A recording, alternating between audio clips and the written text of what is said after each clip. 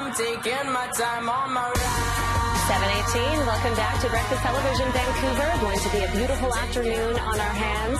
Well, researchers in BC are trying something new to help manage outbreaks of COVID-19 in the province. They're testing our wastewater to understand where the virus might be coming from. Joining us now is Natalie Prestojecki from the BC Centre for Disease Control. Did I pronounce your last name right? You did. Thank you. I did. Okay, awesome. So, Natalie, how does this work? Well, about 50% of cases with COVID-19 will shed the virus's RNA in their feces. And so, not surprisingly, it also can be found in wastewater.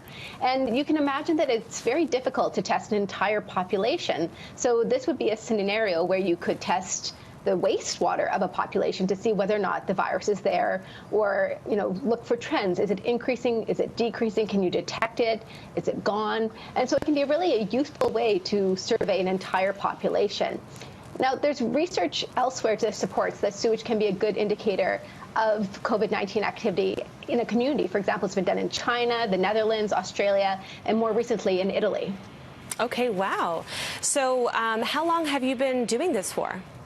I think we've been doing this for about 6 weeks now, so we're just in the very early stages. And what we're doing right now is we're validating the method. We already had a method to test wastewater for norovirus, something that causes diarrhea, and now we've translated that work into using it for COVID-19. And how long is the study expected to go on for? We're planning on doing this through until the end of the year. And right now it's just a pilot with Metro Vancouver, but we're hoping that if it proves to be a useful tool, that it might be expanded out to other communities as well. Now, we know BC has a pretty low case count. Would this research be more beneficial in other areas where there are more cases of COVID-19? Well, I think that from the validation perspective, of course, it's easier to validate a method in an area where there is a higher prevalence. But what it's really meant to do is to help us understand when outbreaks are about to occur, to predict that outbreaks are about to occur, and it can be really useful in the next wave, in the second wave. And so I think it has a certain absolute utility here in the province.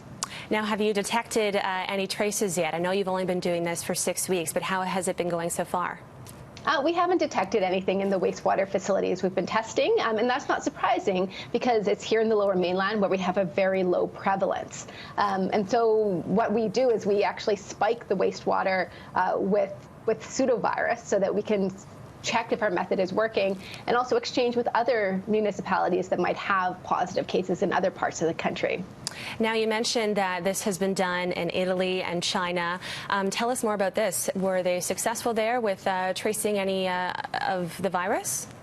Yeah, I think the case where it's been the most interesting was a report that came out of Italy last weekend, where they actually were able to find the virus in wastewater that was frozen from late 2019. So well before there were any cases described in Italy, they were able to detect that it was circulating in the population, indicating that the virus may have been spreading a lot longer than we previously had thought.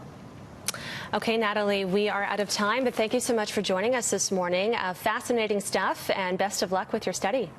Great. Thank you very much. All right. That is Natalie with the BC Centre for Disease Control, looking to track COVID-19 with our wastewater. Coming up after the break on Breakfast Television, Disneyland is delaying